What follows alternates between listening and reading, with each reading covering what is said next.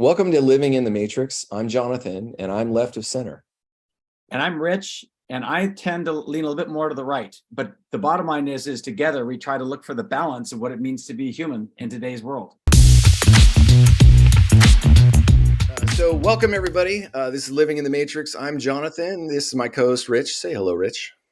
Hey, everybody. Great to be back. Looking forward to this episode in particular because we're starting to see people outside the matrix who have broken through in more of a financial thing, something you'll see more on LinkedIn. Last year when we started, we had a lot of people help out with depression, diet, ice baths. And now we've seen over the last couple of months we've had a CEO from Austin, Christopher, who helps with a health app that has like coaching for the health style things. That's So I'm great. really thrilled to dive into this career tech money journey and dive in. Excited for the podcast, Jonathan.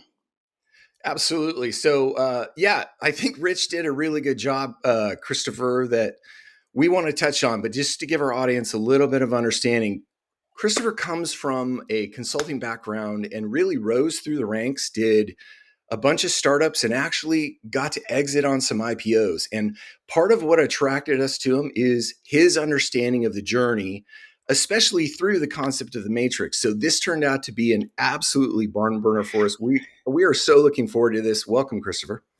Thank you so much. I am so excited to be here and to, be sharing with people who realize there is a matrix. There is this framework and this structure that if we don't ask questions, if we don't stay curious, if we aren't persistent with our whys, we can stay trapped inside for our entire lives. And I love having conversations like this. So let's get into it. So I'm going to ask you the first question. You brought it up. Okay. From your perspective, and we asked this of a couple guests recently, what is your perspective of what is the matrix?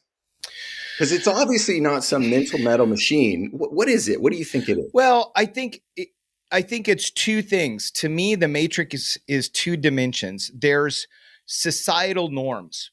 When you live here in the United States, there is a societal norm of the way that you should really craft your life. So you want to do good in primary school, you want to do good in high school, maybe play some sports or music, you diversify your interests, then you go to college, then you work, then you have kids, right? Everybody knows there's this formula. And the other dimension I think that locks us in is comfort, right? Is once we get in there and if you go through and you progress, number one, you're going to feel very comfortable because you're going to get a lot of attaboys. You're going to get a lot of attagirls. You're going to get a lot of confirmation and affirmation. And then you're going to get onto this treadmill that is work, and you're going to start getting money, getting compensation. It's going to start giving you things. Oh, now it's giving me a couch. It's giving me a large television. It's giving me all these comforts. If we're not careful, what I found is that people get sucked into the comfort, they get sucked into consuming, they lose the desire to create, they lose imagination because they want to please people. And the thing is this doesn't always come out of harm. It comes out of people who are themselves in this matrix, wanting to do the right thing, wanting to see you kept safe, wanting to see you do the right thing. But ultimately, I think it leads to people being trapped, people feeling depressed, disenfranchised. I know myself, when I did what everybody told me and I got to the pinnacle and I became a CIO, a chief information officer, I felt incredibly trapped. I felt depressed. I felt like this wasn't where I wanted to be. But the reality is I did what everybody told me to do, and boom, matrix. So Go ahead, Rich. I'll let you go. what was the red pill moment then? Right. So Neo goes through his day-to-day life. He's this respectable software programmer, works for a respectable software company. Even the guy who brings him into the office, I guess for being late, looks a little bit like Mr. Smith, right? Agent Smith. So I guess the That's question right. for you is, we know that Neo kept having these weird dreams. He had something bugging him in the back of his mind. What was that for you? As sort of like a existential feeling of depression. What was the red pill moment for you there, Christopher? I think the red pill moment was when I realized like this was like there was a moment that I had, you call it a moment of clarity, call it divine inspiration, where I realized like this wasn't the life that was meant for me. It was, I had this moment and I realized like I had this job, and it was a job that many people would ultimately covet, right? Because you work so hard. It was working on 1 Madison Avenue, heart Mhm. of New York City. And I realized this was not giving me the deep happiness and fulfillment that I wanted to. In fact, it was keeping me away from my young family, working a lot of hours. And I realized for all of the desire, all of the negotiation to get to that position, I had to walk away, or I was just going to suffer in silence. And ultimately I just couldn't do that. It was literally a breaking point. What made you walk away? Because it sounds like you obviously did at some Yeah, point. no, I did. And it was, I was only into the role like 9 months, and it was literally Was this at I, Yext? Was this at Yext? yes, yes, it Okay. was. And it Yeah. was at Yext. And what it was is it was, I didn't like, I think part of it is there was a couple things. There was a couple dimensions, but I mean, I think the biggest one is I did not understand how to get fulfillment in my job and how to get fulfillment in my life. Mhm. Right? I had up until that point, my job and my vocation had brought me so much joy. My family had brought me joy, but then I moved this rung up the ladder, and I felt like I was miserable here and I was miserable there. So the interesting thing is I knew I always had a vision of what great looked like what how I wanted to work. I just knew that it wasn't that. And I think it was finding your voice, and realizing it's okay to unwind everything. It's okay. I knew that I believed in myself. I believed in my skill set. I had a few things in place that I knew that while I would take, some knocks walking away from there, I knew I could figure out what was next. What did everybody around you say? Because I think that's what a lot of people feel what you feel, but don't want to disappoint people or not be able to take care of the things that you've grown accustomed to taking care of. What was that like for you? Well, so I actually had a track record of that. So it was like I Oh, had that's good. an understanding of how to be a maverick, because when I left high school to go to college, and after 2 years, I realized I wasn't ready for college. I wanted to explore the world, and I got up and I left. I was going to UC San Diego at the time. I left in good standing, and I went to go travel around Europe and bartend and see the world. And at that point, that was a major freak out. So I think when I got to that point in my life, I think it is important when everybody gets that moment that they step outside the matrix and people freak out. And then if you come back, not that you're coming back into the matrix, but you're coming back to re-engage, and you're doing something that people see. I came back and finished my degree, computer science. I started pursuing a career, and even at that point, I made the decision not to get married right away. I wanted to stay single for a while and see the world some more and explore it in that direction. But people started getting comfortable that, oh, he's navigating well in the world. It's not like he's not taking care of himself. So I say that because when you flex that muscle once, to do it again, it's still hard. And I think my family, the great news was my family knew he's going to be fine. This is sort of his thing. There was definitely, I think, um, the corporate world, it was a, oh, wow, everybody was taking a breath like, whoa, what just happened? Was it a meltdown? Is this guy okay? And there was definitely a lot of question marks, from that perspective. At the same time, I think that when you start getting honest with people and say, you know what, I don't think that role is right for me. I went on in my career and made the decision to take a step down where I could really be working with my team, making an impact, and not in the ether doing all the political stuff. That served me a lot better. Like, and I was going to say, you spent a lot of time at Accenture, and when you think about, massive consulting firms, I worked for with Accenture. They were a client of Mm, LinkedIn with it was a tool called Elevate, which it was an employee advocacy platform where, mm, obviously you can imagine all the intellectual property and all the great content, Accenture thrives on knowledge. It's literal Yes. digital kind of knowledge and transformational things. So the more you send that out there vis-a-vis your network, LinkedIn, Facebook, Twitter, et cetera, the more reach that Accenture gets. And yet at the same time, when you ask somebody, what's the difference between a car salesman and a consultant, the answer is the car salesman knows when he's ripping you off.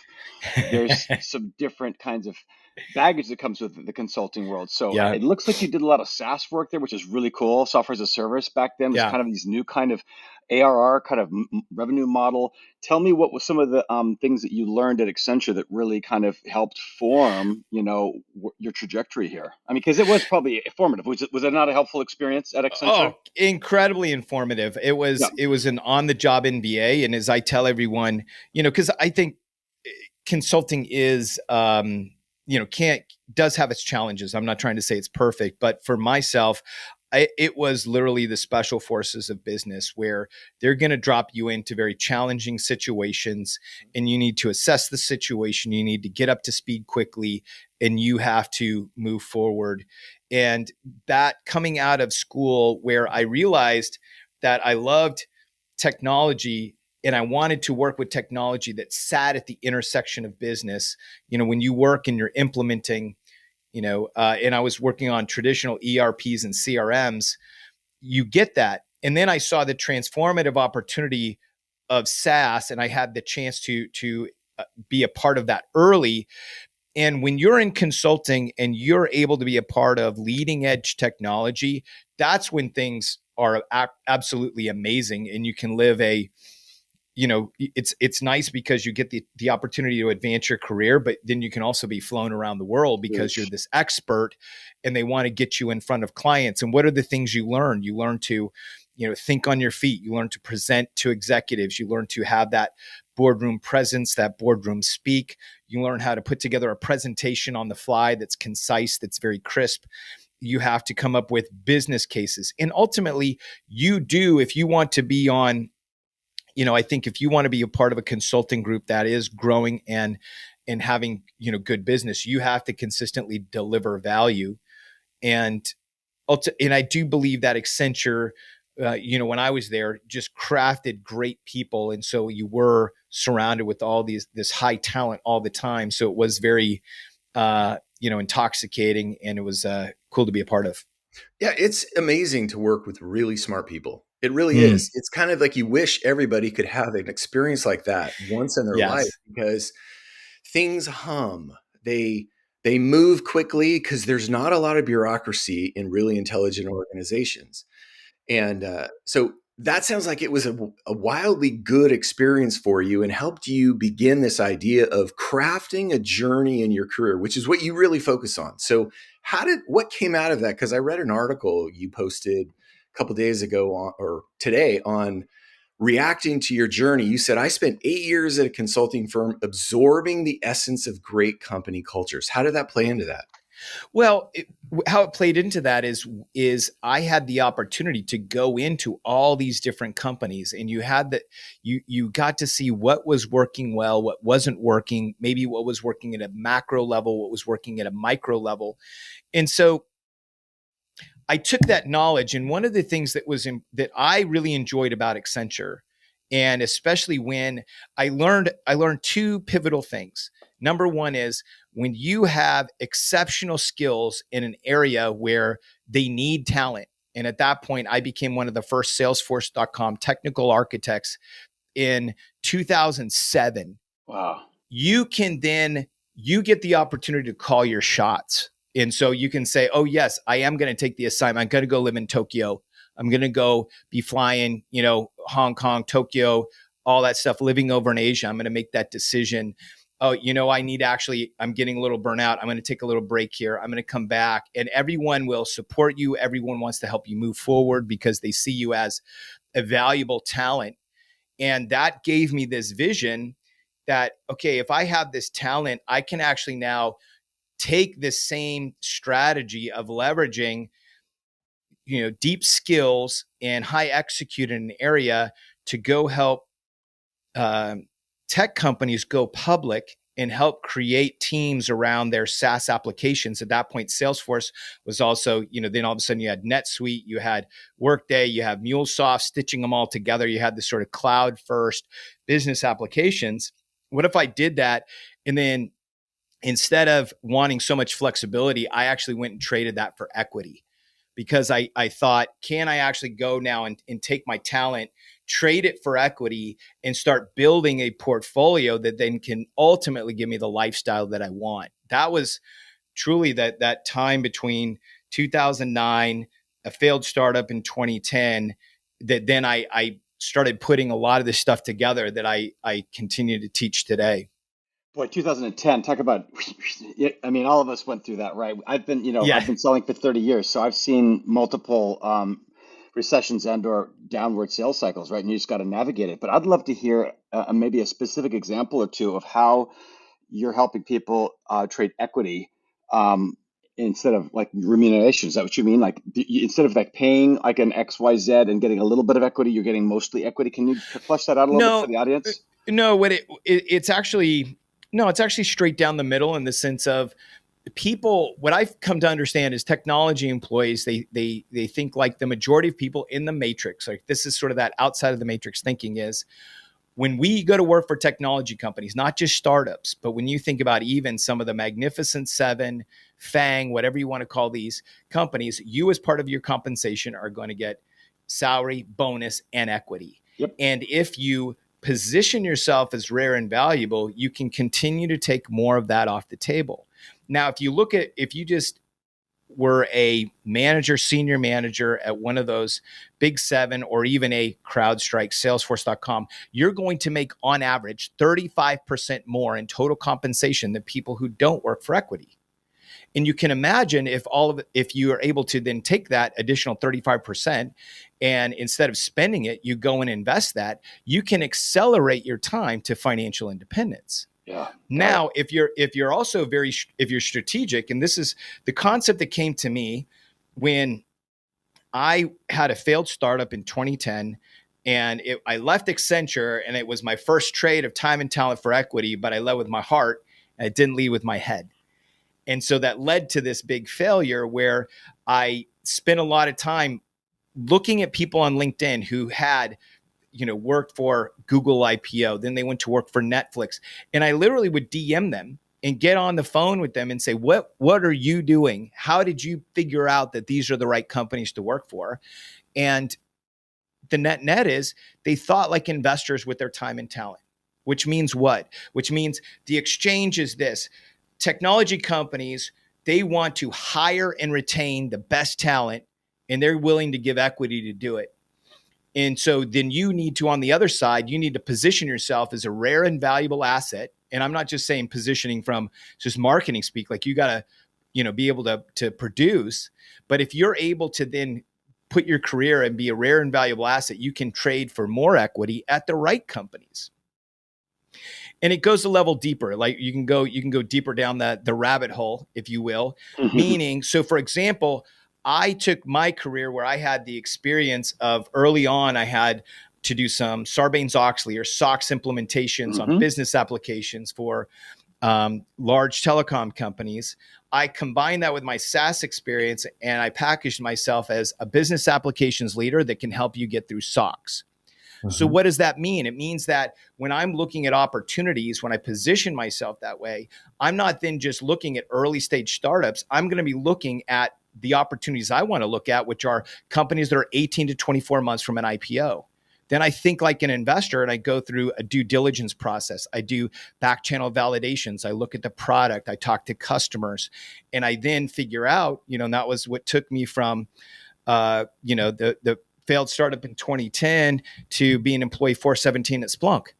And at that point it was a bake off between Splunk and Okta, and you saw how both of those companies have gone. Like it was, and this is where I try to educate people, because then after that I selected 4 companies to work for. 3 out of 4 went through IPO. That was my how my investment thesis played out. That wasn't luck. Right. And I know people that have gone 3 for 3, that have gone to, DocuSign, Snowflake, GitLab, and now are going on to the next ones. And this is what's happening outside of the matrix I'm trying to let people know about is people are doing this. They're not founders. They're, mid-level to experienced executives. And some people are senior or staff engineers and principal engineers. And people are doing this and getting out of the matrix early. So you bring up a really good point in that these people have crafted a skill and then they've appreciated the value of their own skill, because that's sort of what a lot of people miss. It's not like you got lucky. You spent the time primarily, I'm sure, in school and then starting with Accenture to really learn and be able to create something valuable. I think a lot of people miss that in their career. They just think, oh, I just got to go the next step. But once you do create that, then you can create the value that can get equity. That's part of the journey. Jonathan, you nailed it. You nailed it, because what people do is they keep thinking, how do I get promoted? And they're thinking about the promotion. They think about the title. But what they don't think about is what I call your career capital. Your career capital is a combination of your education, your experience, and then your results. And you want to make sure that those results, you can quantify those. You can put some numbers behind them. And the more you go around that triangle and you say, okay, I'm going to go take a challenging project and I'm taking my lessons learned from my last project. That's my new education. Then I'm going to go get experience. I'm going to go deliver results. And then I'm going to continue on that triangle. And then what some people do that. The other thing is you also have to make a record. You have to write down, okay, what did I do? What were the results? And be able to tell the story. One of the things that I advocate is that people need to tell their career in the same way that you would tell an exciting story. When I did go and I left Splunk and I went interviewing to see what was my next role, that I ended up landing at Yext. But I went on this crazy tour. I ended up going to Norway. We thought we may go work internationally for a while. And I got all of these amazing interviews, was working with executive recruiters. And it was a very memorable time because I'd honed the skill of storytelling, and I was telling stories of, these key projects at Splunk that were so pivotal. And it was amazing to see these other executives that were on the cusp of IPOs leaning in, wanting to hear, oh, what was, Godfrey Sullivan and Dave Conti and all these execs. Wow, this is how they were strategizing, doing all this stuff. But if you can tell a compelling story that can demonstrate your value, it's huge. So, Christopher, I'd love to pivot because I have a lot of colleagues that are in sales, but have been tech sales. So, Jonathan Yes. came from UX, you were in consulting, and you got to see how the sausage was made, right? And especially having very diverse view of things, what works well. Heck, we even found out that you don't even have to work with firms that have to be SOX compliant. If they're in the supply chain of an organization that has to be SOX compliant, you need to help those people out too, because Xerox That's ain't going right. to do business with you if you're not SOX compliant as a smaller firm that has an important key part of their supply chain.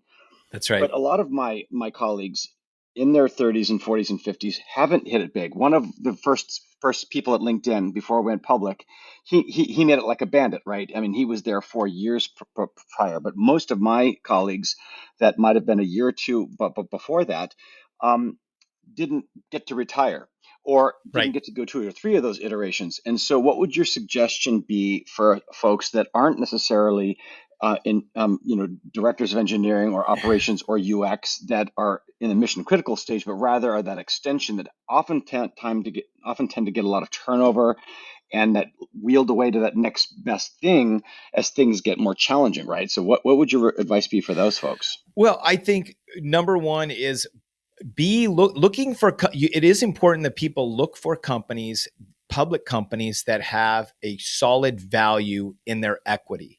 Like you look right now, and in regardless of all the layoffs that are happening in Facebook, right, their equity is going up The profitability is huge. the profitability is huge, right? You know that.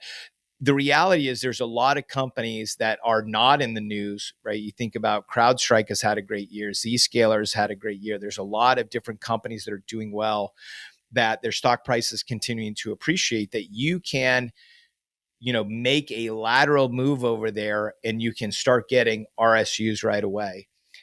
And I think that the more people, and this is what I try to encourage people to do, is study tech equity, meaning from from the stock perspective, because I think public companies, because it's already liquid, is a great way to make money. And it's interesting that, going from director and above in those levels, you'll find that there's companies now that are providing liquidity even in the first month. Wow. I've coached some people that, I coached a woman who was at a early stage startup, she was a staff level engineer, had a lot of liquidity locked up, and she really wanted to invest in some short-term rentals. And so we had a conversation, and I said, well, you're low risk, low reward, you need to start looking at public companies. She was a little dismayed because, again, the matrix says, oh, the only money that's made is in early stage startups.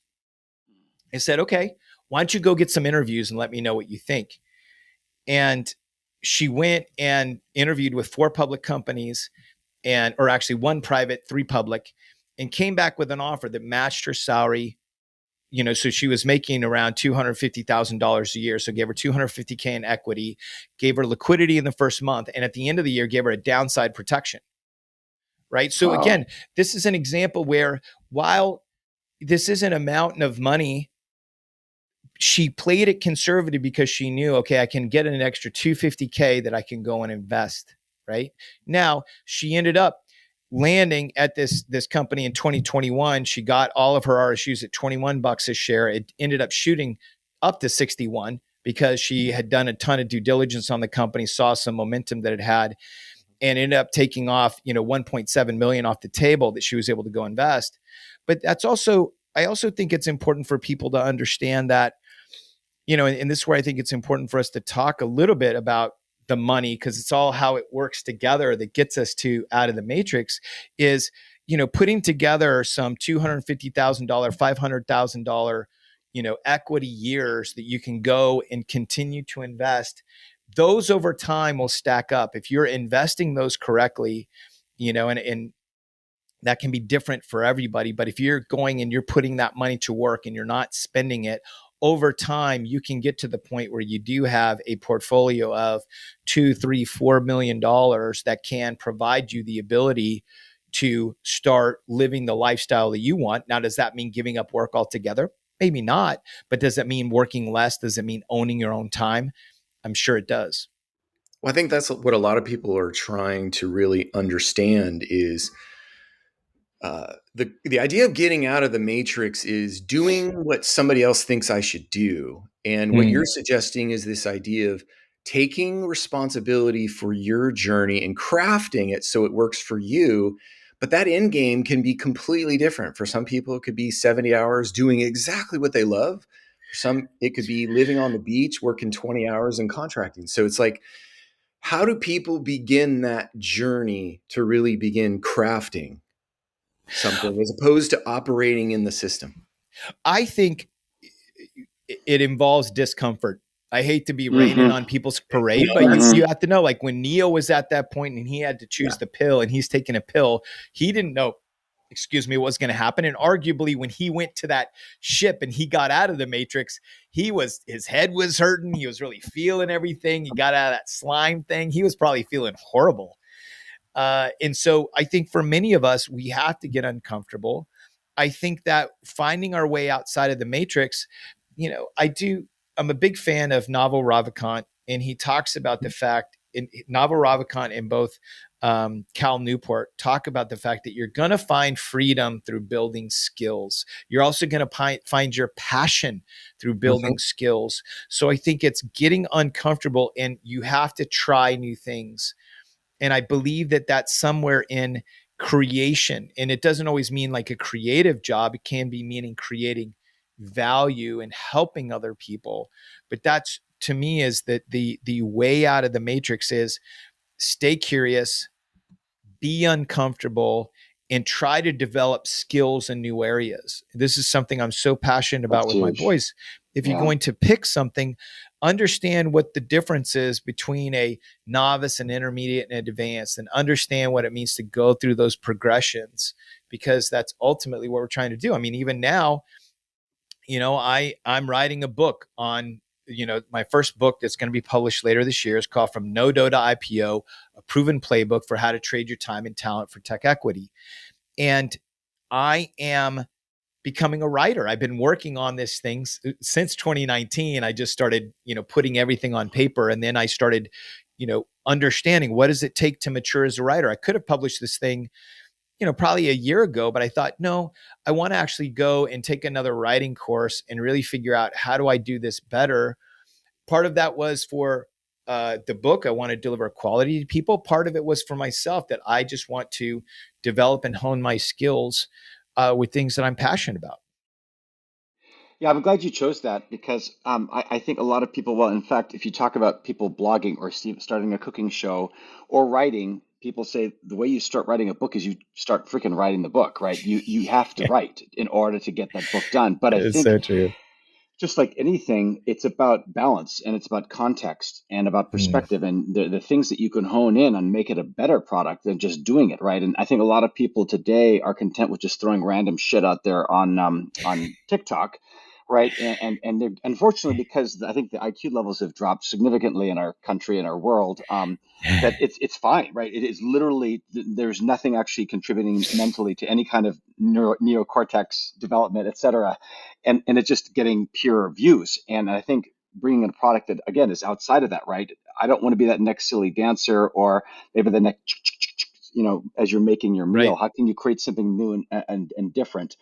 So, I mean, Jonathan, you were going to say something, but I was going to You know, I, say, I'll dovetail on your point, which is how do you find something you're really good about or good at that pays you a lot of money that you love doing? That was Jim Collins' triangle of Mm, finding what you're really good at that people are willing to pay for is a really hard journey because and if you don't love it, it's really hard. So that's how do you help people do that? I think, well, it's a different journey for everybody, but I think how I it's encouragement. I think you need to encourage people to keep going because we're all going to try and we're all going to fail. I mean, it's interesting that, I know for myself, I, you know, was trying this technology when I first got there, right? I was working on some databases. I was doing all this coding on PeopleSoft CRMs, and it was a slog and it was painful. And I knew that I liked the technology, but it wasn't there. And this is what I try to tell people is at some point, technology is going to pivot. You have to look for the pivot, and sometimes you need that negative. I know what I don't want to do. That's a powerful motivator. So when this opportunity came along for myself to join the Salesforce.com practice, and I saw SaaS, and I saw, well, it wasn't at that point, this SMB product wasn't as flexible as some of these older, ERP and CRM Stable, softwares. yeah, It wasn't right. It was all configurable, but I saw the ability that it could have to accelerate businesses forward. And I knew I didn't want that. I was tired of spending nights tuning servers. So I said, I'm going to move in this direction and I'm going to go all in. And I think, getting back to your point, Jonathan, how do I educate other people is you have to encourage them to stay on the journey because Yeah, they have to try. they have to try. They Yeah. have to try, and we'll continue to use this analogy of the Matrix, right? When Neo was outside and he was, you know, getting geared up to go and try and unlock his mind to fight in the Matrix, he kept falling flat. He kept getting defeated, and that's going to be our experience. And this is why I tell everyone, I made that post recently that talked about, my luck. And I didn't end up posting it, but I was going to say my superpower is getting punched in the face and getting back up again, because that's truly how you figure out where you want to go is you're going to take these brutal losses in one way or another. And it's going to be emotional. And you realize at the time, it's not life threatening, but it was very emotional and you move on from it. But people need to be able to be persistent, and they need encouragement to keep going. Well, I think one of the things that my mentors have always told me is your most powerful asset is your capacity to sell something, Mm, primarily yourself. And what I don't think a lot of people do is they don't practice believing in themselves. They assume someone else will believe in them and they wait for that opportunity when in actuality, you've got to believe in yourself, at least in your possibility that you can do something. And then it's an exploration. It's a try and like you said, you're going to hit a lot of brick walls. My son started a clothing company right out of high school, and he said, "Dad, I don't want to go to college." And I said, "Oh, you want to do the entrepreneurial thing?" And he moved to LA to be close to the garment industry. That's where a lot of the activity was. And he crushed it. And then he lost track of it. And he went through Mm, this cycle where he had a ton of success. And then he lost that success to the mm. point that he put it away. And I said, "Okay, what do you want to do with it?" And we've been spending the last year saying, listen, the entrepreneurial journey is getting back up every time. You don't have to do the same thing, but it's getting back up. Yeah. And not all That's people are wired like that, though. So, I mean, you look at the Steve Jobs of the world, he was creating things that weren't based on feedback. He wanted to be in front of that, right? And he had Mm. vision, and he was an asshole. Let's be fair, right? He didn't care oftentimes what people thought. And I think that your clients, Christopher, are going to have a whole bunch of different things. But at the very least, you have to try, regardless. You don't have to fail miserably and be on the front news, or That's you don't right. have to be on the precipice of suicide. But you do have to get out there and become uncomfortable and expose yourself to new and different things, such that you can fall back on those perspectives and learn how to pivot in the future. I mean, nobody. I mean, Pandora. Do you know how many times the people at Pandora, the music, Right. station? I think 200 times they pitched. This is according to Reid Hoffman, at least. So, I Wow. mean, there's this kind of construct that says you have to believe in yourself, your team, your product, and then it'll come back. And regardless, you'll have a great book to write. If it all doesn't have that's work out, you've got some things to provide to people. Well, and this is also why I like to go back to, people need to have a framework of what they are building. Like they need to Hmm. be thinking about building skills, because I know that the more you can see yourself working your skills, practicing, and that will help you build confidence, right? Whether that's a hard technical skill and you see yourself solving problems, or whether that goes to what Jonathan's saying, where it's, selling yourself, right? And I think I do want to touch on that for a moment, because I think some people, they feel it's slimy. And I think selling yourself is slimy when you're not telling the truth. yes. It's That's true. true. When you're not telling the truth.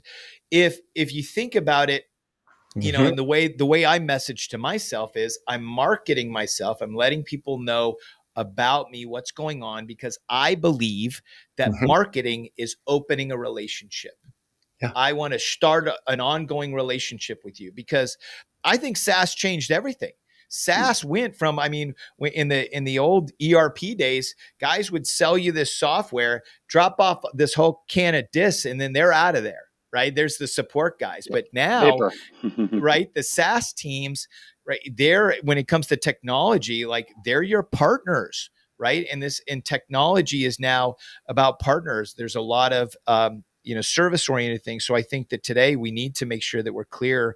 Marketing is opening a relationship, and that we're not selling ourselves. We're trying to let people know, what's the value that we can bring to them.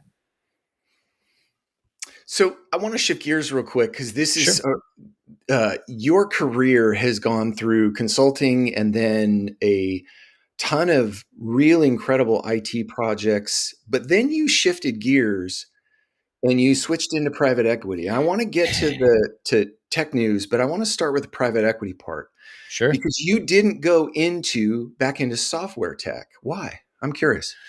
Well, what happened is, no. So I went into my three IPOs were Splunk, Yext, and then I had a miss at ForcePoint, which was a cybersecurity company, and then there's GitLab. And what happened is I was on this personal journey of investing at the same time. And what happened is when I went through my first IPO, I thought that at that point, because I'd had this, multiple seven-figure exit, I thought the doors were going to open and these family offices were going to be around. And when the guys came calling from Morgan Stanley and I realized they were just fast food wealth managers, I was pissed. I was like, what the bleep? I had the ability, the privilege to call a buddy of mine who we'd gotten our computer science degrees together from UC San Diego.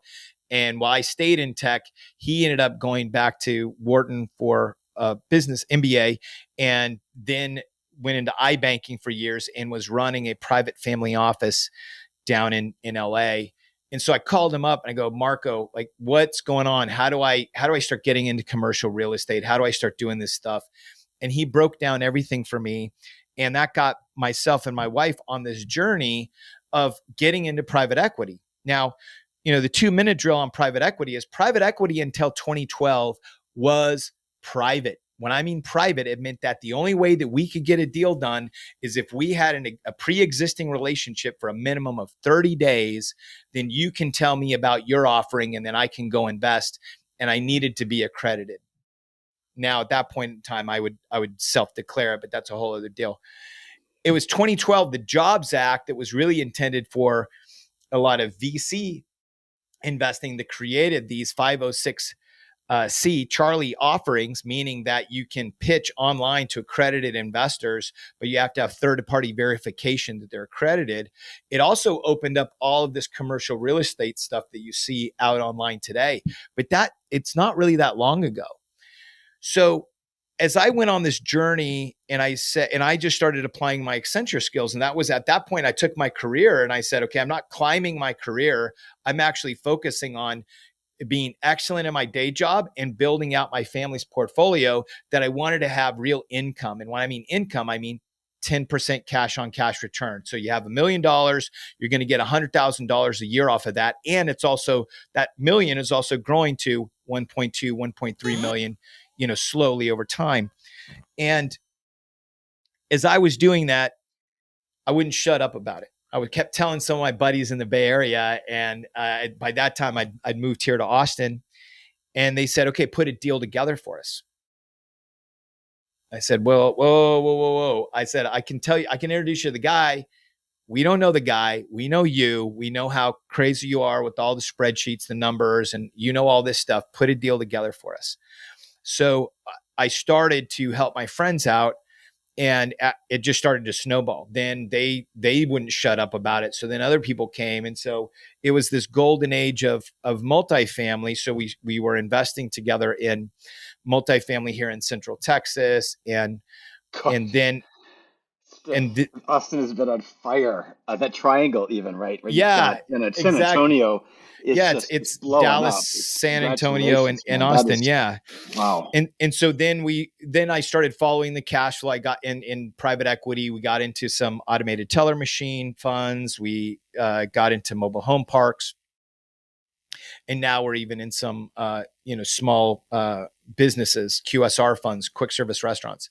But all of this was to create this other side of our portfolio, because everybody has the tech equity, everybody has the index funds, but where do you actually have something that is actually sending you Tangible. checks? Right. And also, and you're right, a different class of assets. So then when all of a sudden the market's depressed, well, okay, these valuations are going up. It really does balance out the portfolio. And so that's how I built that private equity company. So, but my question was, why didn't you ever go back into tech from an investment standpoint? Because a lot of people who go the IPO route or the acquisition route, and they're flush with cash, turn around and do what they've always been doing, only creating a new offer or investing in a new offer. But you chose real estate. Was that because you had just been doing it and you didn't see any good ideas, or because Or was it Marco? Oh, Was it Marco? Was it Marco that had that help, that little pivot for you from your colleague well, at UCSD? well, yeah. Well, let's take a step, because I talk a lot about the private equity, but I literally just released a podcast episode on my portfolio strategy. And my portfolio strategy is a variant of the classic 60-40, which I call the 50-50, which is I do actually have 50% of my holdings is in what I call growth vehicles, which, the low risk is going to be your index funds, your low load funds, high diversification. Then I do own single stocks. I actually do have, right now we have 3 positions in some seed startups. I like doing seed rounds. I like doing some of the direct investing there just because I love the relationships. But that's something that we do. And then it's the other half. I just spend more time talking about that because that's what people don't know about. And that's what they tend to be curious about. And honestly, that's where I'm trying to educate people, because I believe, so let's talk about another matrix here. We're matrix talking. I believe that, and data says this, so this isn't just a personal belief, but I'd say follow the data trail, follow my white rabbit. I'm gonna show you guys right now. Before 2008, everybody talked about the 60-40 portfolio with traditional investments, meaning stocks and bonds. You have, this 60% in growth, you have 40% in income, and then as you start aging to 50 and above, that should be 50-50 and start reversing, et cetera. So you have this income portfolio. That was when the bond market was producing 8, 10%, maybe 12 or 14% if you're getting into what we classified as junk bonds, cash on cash return. So you had something that was there. After the market crash of 2008 and the bottom fell out of the bond market, what happened? Well, in the matrix, what happened is they started saying, oh, you don't need income anymore. Actually, if you have this growth portfolio, it's 100% growth, maybe a little bit of bonds, but then there's this 4% rule. And the thing that I kept asking myself, so you asked, in the IPO, like, why didn't I keep going back into venture and doing this? Because I saw people in the matrix. I've seen people go make a boatload of money and lose it all, because going to venture is basically saying, I'm going to go to deploy capital in high risk, high reward growth that's illiquid. That's brutal. And I've literally had guys call me up, incredibly upset because they've lost a ton of money doing that, because they thought their best thinking got them there. That's what they'll do. Right. Versus, and this is to me is part of the matrix where it says you can live and retire off of all growth by these very marginal distributions. And the math just never added up for me. And then as you asked questions, you said, well, wait, if I go to Tiger 21, which is you can go to Tiger 21, the website, it's a group, it's a private group where everyone has a net worth of $10 million and above, and they invest together. You can download their quarterly asset allocations. And if you download their asset allocations of how they as a group invest, what you will find is that if you roughly chopped it into quarters, it's like the 50-50 portfolio. Right? It is, in the sense, and they usually have 24% is going to be in public equities. That the other half, their income side is going to be in private equities, like businesses that they own, and then the rest is going to be real estate, and then the rest is going to be sort of mixed high risk, cash and some other things. And so it was that, again, that journey of getting out of the matrix that I realized, oh, got it. Everyone is trapped inside of this 4%. I'm going to fire and get all these index funds. And I said, no, outside the matrix is actually going into private equity. And that's ultimately what I'm trying to do with my platforms, is educate technology employees, who many are, 1%ers, whatever you want to call them. They're making tremendous amounts of money, and saying, okay, start on this journey of managing your career well and managing your wealth well, and actually build this financial fortress outside of your job that has income, that you can then eventually let that be your life business. Christopher, how would you, one of the things I don't know if we totally covered, but I wanted to be very specific, was how does someone go from working primarily on salary to begin engaging the idea and actually doing it, to say, no, I'm getting equity? Because a lot of people don't even understand they can do that. How does one make that bridge? Well, I'd say go and study. There's a couple of sites. So levels.fyi. There's also teamblind.com. But go and see what equity packages look like. Because equity packages are going to be a percentage of cash, a percentage of equity, and depending on your level, sometimes a bonus. And when you go to private companies, depending on how early they are, they generally speaking want to hold on to cash. So if you actually don't need cash, you can actually have a conversation and negotiate for equity. Now, the more you go from private to more mature private to Okay, we're actually, and I'd say, you think about like B round and above, they're Mezzanine. probably Oh, B. they're Okay, yeah. yeah, I'd say B and above, they're probably going to have like an HR department. They're probably going to have some frameworks. There's probably some room for negotiation. But the way that I look at it is there's a couple things. If you also understand how comp packages work, meaning I worked 2 years at GitLab, but I took 3 years worth of equity off the table. Well, how is that? Well, because after I was there for a year, they started doing refreshes. They started layering on these golden handcuffs because they knew they were going to go through an IPO. So I got an additional years of equity. So my strategy is always I look at companies as I'm going to give 2 years and then I'm going to evaluate where we are. And again, my goal was always to find companies that are 18 to 24 months from an IPO. So am I at the IPO? Am I close to the IPO or not? I negotiate for my equity up front. Then I see after 2 years where we are. We'd gone through the IPO. I had been able to then harvest the other equity.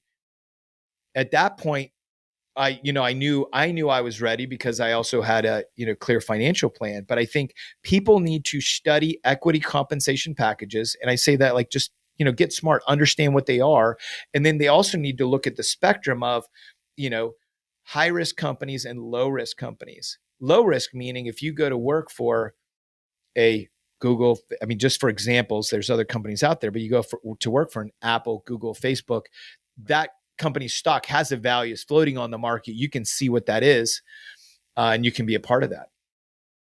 For you, or for the people that you'd work with, does it really matter if you're in the ISO stage versus RSU? Obviously, the RSO is different. And Jonathan, you're familiar with this, right? So ISOs are individual stock options that are typically 2 to 4 years beyond the IPO that are actually, you have actual strike price. Remember the old stock option days, where you'd get stock options and you'd vest a certain amount and then you'd have the option to buy them or the company would help you with that. And in the case of RSUs, you're actually just granted them. So you're given a percentage, That's let's say right. 300 shares over 3 years, 100 shares a year, 25 a quarter, and then you're taxed on that as ordinary income. But you keep the shares, but you're taxed on that as ordinary income instead of seeing that huge gap there. Is there any difference in the strategy you'd provide for people that are either of those scenarios? Yes, yes. So ISOs, you have a lot more flexibility in strategy when it comes to taxes. So one of the biggest problems that I see, and this is again a matrix lens that I see people have, is there's a lot of people who work for equity that don't value it. They treat it as, oh, I got this equity thing, this little toy over here. I mean, this is part of where I'm trying to get people to wake up and see this has a value. And actually, if you're choosing the best companies, it has a phenomenal value. And so ISOs, you want to manage them up front. As soon as you get them, you need to understand, and this is what I tell everyone is there's the 5T methodology where you need to understand what are the terms. You want to read your stock agreement. You also want to understand the taxonomy. What does all this mean? You need to understand the timing. When do you actually get access to this? What does that mean? Put this out in an inventory. Then you need to understand the taxes. Mm-hmm. And when you look at across all of those different things, ISOs are incredibly flexible because you can actually purchase them and you don't have to pay tax till the next year. So they have the most flexibility. And one of the things that I advise is the first member people should have on their team is a certified tax planner, not a CPA. CPAs are very much akin to a CSI crime scene investigator when they walk in and they draw a chalk outline along the body, right? CPAs say things like, oh, here's what you owe. You made too much money this year. A certified tax planner says things like, oh, the tax code is actually a book of incentives. If you follow what it says, you'll pay less taxes. A tax planner says, we're going to start now. I'm working right now on my 2024 taxes. I finished my 2023 already. I'm working on my 2024. What moves am I going to make this year so that I can incrementally pay less every year? Those people pay dividends over time. But I think Love it. understanding your stock, how it's treated is so important. And creating a tax strategy for yourself is critical. Christopher, you identified companies that are going public in 18 to 24 months. How do you identify those? Well, here's one of the things that I use, and I just I did an interview recently with an executive recruiter. So one of the strategies that I use, so there's a few strategies that you can use. One of them is you can figure out, there's usually executives that are pegged that are going to come in or going to take over from a CFO perspective, chief financial officer, chief revenue officer. There's usually some switch in one of those roles before a company is going to get ready to accelerate. And you'll see that happen 9 times out of 10. So the way that I position myself in a few ways, and I look for those companies ready to go for an IPO in a few ways. Number one is you can read Forge Global, which is a big aggregator of tech stocks on a secondary market. They have a prime list of companies that are ready to go. You can also, just see what's out there in the news. The other thing you can do is be watching different companies that are generally around 150 to 200 million dollars in revenue. They have, a good 50 to 75% year over year growth or more. Things that are growing really fast. Those are the types of companies that people want to get out there. You have a product that people can't stop talking about that they absolutely love. Round Those are C, really round important. C and later, definitely. Would you also Yeah. say? Yeah, Yep. yeah. Exactly. Round C and later, right? You see them, they're going to have some more funding. And the companies that you can find that are like a lower round, like a C or a D or a B, and they're having a lot of traction. Those are the ideal companies because they probably don't have a lot of dilution. But there's a lot of signs, and this is where I think it's also, how do you strategically position yourself? I've seen people that get on the teams of some of these CFOs, right? Dave Conti, when he came to be the public CFO of Splunk, he brought over with him a few people from other companies that he cherry picked. That then, when he went over to Databricks, there were people there that he then chose, and they went with him as well. They crushed it at Splunk. Databricks is on track to go out now. Obviously, they had to take a down round, but I think they're also very well positioned for some good upside. But that's getting on a team. I know a lot of people that we worked together at Splunk. They went over and built the company Cribble. And so now you see a lot of Splunkers going to Cribble. I think Cribble has tremendous growth and is going to either get to an acquisition or go to an IPO. But again, you see people, that was a team that sort of stuck together. And there's that. The strategy that I used was this positioning of, I'm the guy who helps you get your business applications ready to go through an IPO. And then I align myself with executive recruiters. And I think it's so important. People don't understand executive recruiters enough, that they don't charge you anything. They want to get to know you, and they want to help you grow your career so that they can place you. And Right. I had 3 executive recruiters in my network. I still even get occasionally inbound today, even though I've been officially off the books since August 2022. But these people would then bring me the deals that I wanted to look at, right? Because I'm an investor and I think about this as deals. They're going to say, oh, we have this company that has this amount of traction, wants to go, and they know that you're the, SOX compliance guy. That's how the GitLab thing just walked in the front door, did the due diligence, Mm-hmm. saw a lot of signals, who was working there, got all the back channels. And then I saw Godfrey Sullivan, who was my CEO at Splunk, join the board. I'm like, okay, this thing's going to pop. Let's go. Christopher, one of the things that you're focusing pretty extensively on now is tech careers and money news. So, Yep. or money talk. Give us a sense of what you're doing with that so our listeners can kind of tap into that and what you're really trying to accomplish.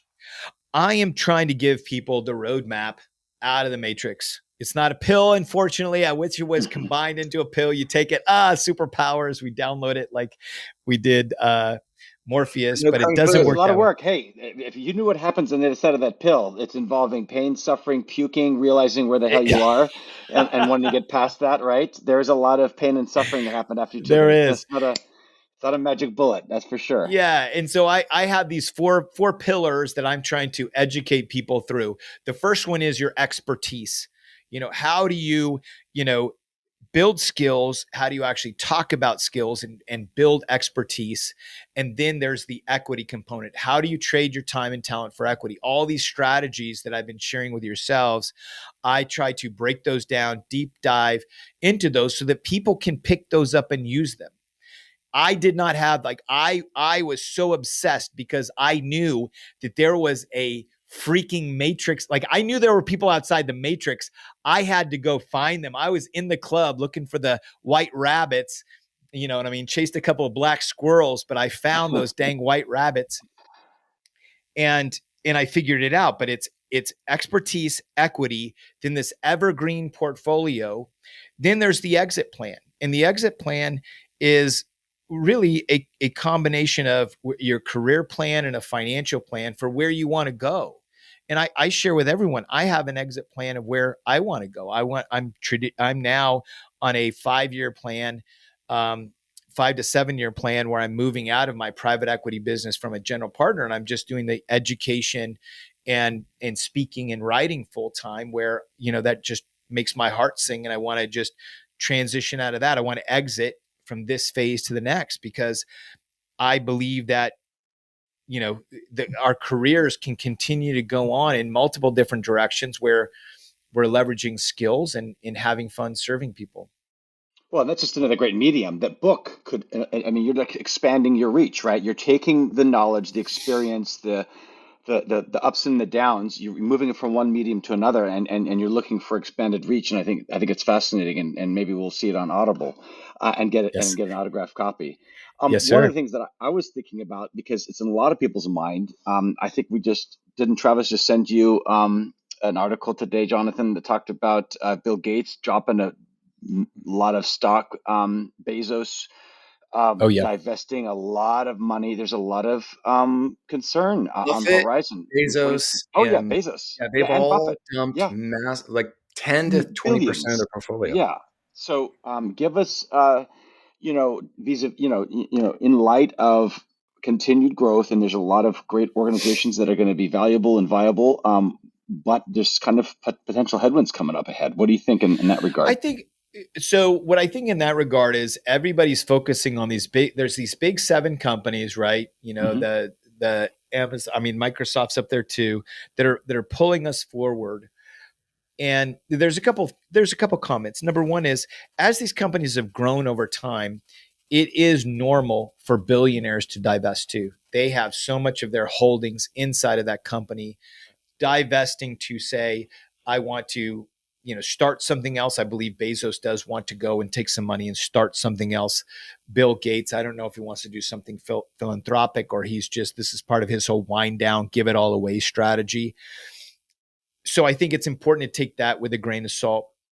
And then I think that in the matrix, we get fed so much of just these headline companies that uh, I'm working with a guy right now to produce an article that really is looking at some of the other segments of tech that have just been sort of slowly growing up and to the right, no noise. So one of them is we've been looking at some, public mid-size cybersecurity companies. Cyber's going. Cyber's always going to be around. You obviously have now these rocket ship AI companies. Not a lot of those public, and that's, I think, happening in the private market is interesting. But you also have, some other B&B companies that are just slow, steady eddies that are just continuing to grow. And this is where, when you think like an investor with your time and talent, like all other investors, that you're going to have to look beyond the headlines and look at the broad market Hmm. and go, what's really out there? And this is one of the things I try to encourage people to do in the public markets and also the private markets is stay curious. Ask the questions. Why are they just talking about those companies? Aren't there more companies? Yeah, there's a lot more. The overall tech market, the market for tech employees is continuing to grow. I mean, we still have a deficit in cybersecurity jobs.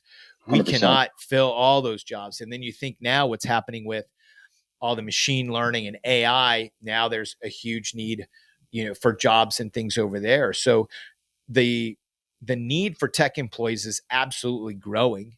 And I think that after time, there is going to be these larger companies that can't be as nimble, though something will continue to happen to those companies. and then other ones are going to come up to take their place. I think that to me is where your eyes are. And this is what I tell people.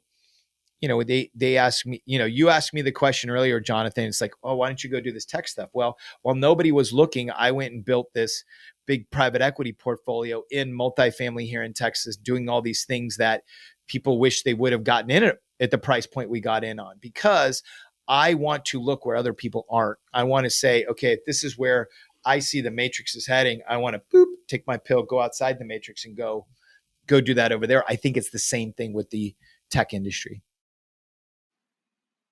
You're on mute, Jonathan. I'll cut that out. We have time for about 2 more questions. And I wanted to ask you, because you mentioned you have 2 boys. I have 3 boys. 3 boys. So I have 6 kids, and they're all now launched and from a blended marriage. But I'm working intentionally with my son, and I'm imagining you're doing the same thing with your kids. What do you tell them for this emerging generation? What is the smart strategy at their age that you would give to my son and your son for our listeners? It's not going to be any different than some of the things I already said, which and I can add on to it, but it's focus on building skills. What are the skills that you want to build, and understand what it means to have mastery. We all love to watch the highlight reels of the guys catching the touchdown, doing this stuff, but I want my boys to take this hard look at what happens behind the scenes. And so it is important that, my boys, I have a 11-year-old and 2 9-year-olds, but this is one of the reasons that I stepped away. The pinnacle of my career is because I wanted to now have my lifestyle where I'm not bound to an office or anybody else. I'm designing my lifestyle because I want to walk these guys to manhood, and I want to really put these things into them, which is, build skills, be persistent, life, our mantra is Nelson's do hard things. Like, let's just make that the norm, that we do difficult things. Focus on how do you balance your consumption versus your creation, right? I love going in there, and we went on Saturdays, man, playing the video games. Okay, great. Now we're going to go play Dixit, which is a story game where you have to create and tell stories, in the evening. So we'll make sure that we balance our consumption with creation, and then just focus on real life and focus on real relationships. I think that's where we're raising our boys trilingual, and we awesome. are spending time, we'll go this summer to, Spain and France, and really get into small town culture over there and really try to immerse ourselves. We went to Uganda in November to teach them about water poverty. But I want to show them that there's a big world, and it's meant to be, lived on site, not in the matrix, not through the machine.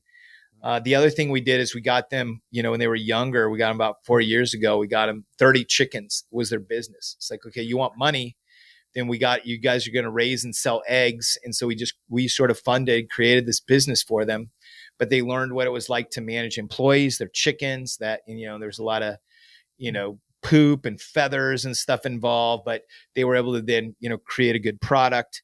They had customers right at their school, in the neighborhood that they sold to. They managed, to continue the business through 2020, figured out a way to navigate that. And then they're able to then manage their own money, right? They do P&L statements. Okay, here's what we produced. I cut them the cash, and then they have their pocket money. And when they run out, they know they're out. Yeah. That's awesome. Out of curiosity, so if you've got them doing chickens, I was going to ask, this is not my question for you, but I was going to say, I've been told that one of the sad things about our country is that the reason we don't speak multiple languages is because we didn't learn it when we were in 5, 6, 7 years old. All these people were immersed in it, and there's something that happens in our physiology that makes it a lot easier to learn a foreign language when your vocal cords aren't fully developed and you've got that more creative side. So how old are they, and how's the language aptitude coming along?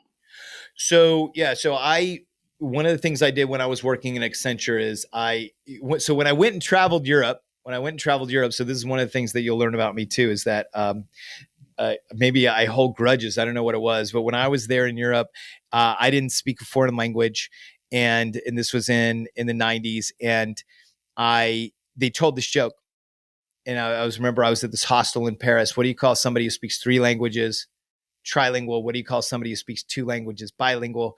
What do you call somebody who speaks 1 language? And at that point, they all turn to me and they go, American. I was like, Oh, what?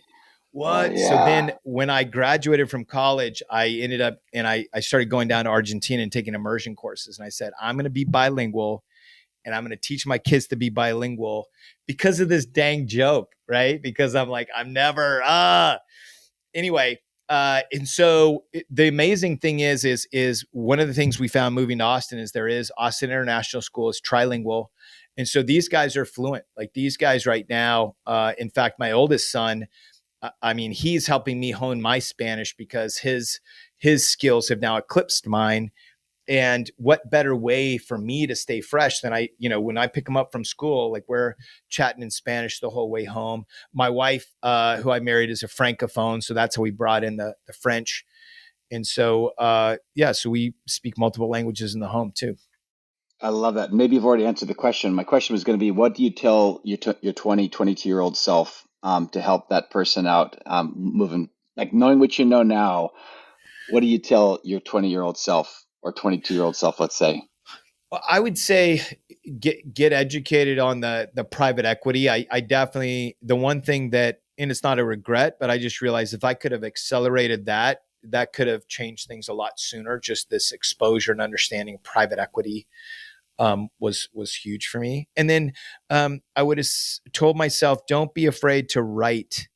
I had so many ideas, and we talked about this a little earlier, Rich, but for so many years I had all these ideas and I kept imagining what it meant to be a writer, but ultimately it was just get up every day and write for an hour. Just get up every day and write for an hour and just write. And the next thing you know, you're a writer. And sure, there's education, there's things to make you a better writer. But if you want to just start writing and getting ideas out on the page, just start writing. And Yeah, that was something that, took me a minute. So in a love previous it. career, I had a publishing company, and we published 37 books through the process. And it's hard for people to turn off the editor. They'll write one Mm, sentence and they go, "This is garbage." And that's what I always told them. Turn off that editor and practice vomiting. yeah. Learn how to do rather than critique. And because we're really good at critiquing our own work, and because the writing process is an alchemy of soup, it's a recipe that's super hard, but once you get it, it's magical. But it requires first turning that editor off so that you can get to the point where you are. Has your journey as a writer been like that? Oh yeah, it has. And I was trying to think of, I read this, I can't remember what book I read, but it was one of those books. And there's a style of writing, I think you'll probably know what this is, Jonathan, where you try and write as fast as you think, and there's no Yes. editing involved. And Yes. you just try and go and get everything down, and then you step away and then you come back for an editing session. And so I definitely found, first people ask about, what was it like, writing? It's just, it was lonely and painful. But I also felt like I had to process some stuff. I wanted to so badly get some of these ideas out on the page. I wanted to help people get out of the matrix. And then once you start adding a little skill, I think like anything else, you're going to be frustrated. Then you start adding a little skill. Now I enjoy it. Now I sit down and I love, writing, and I'm excited I'm actually trying to add some more conceptual diagrams to some of the things I'm writing. It's not the words that are holding me up, but I'm trying to add a few pictures and involve myself in that way. But at this point, I'm sitting on, I have 2.5 manuscripts already done. That's That's awesome. awesome. Yeah. So, Christopher, this has been an absolute. I love when we get to dive into this stuff because this is so wonderful. How do people find you, especially your podcast and your tech careers and money talk? Yeah. So I have 2 products. And they're all free. No, but I have Tech Careers and Money Talk is my podcast. If you go to techcareersandmoneytalk.com, you can go there, see the back catalog. You can also go to YouTube. We have a YouTube channel if you want to see the videos. And then we have Tech Career and Money News. Tech Careers and Money News is my weekly newsletter where I usually take the things that we talk about in the podcast, and I give you that cheat sheet. Okay, what is that? So we went and talked to an executive recruiter last week. If you go to then the Tech Career Money News, you're going to see, okay, what are the things I need to do to engage with a executive recruiter? What are the values that they can bring to the table, and other things. So those are the two things I'm leveraging right now to help get people outside of the matrix. Awesome. I love it. So, Christopher, thank you. This has been absolutely wonderful. I would love to have you back. To all of our listeners, this has been an absolute wonderful episode. Please review, comment, and let us know what you think. If you have someone you'd like us to invite, please let us know and introduce us, because we've had some absolutely amazing guests this year so far, and we want to keep that going. So to all of our listeners, have an awesome week and much love, everybody.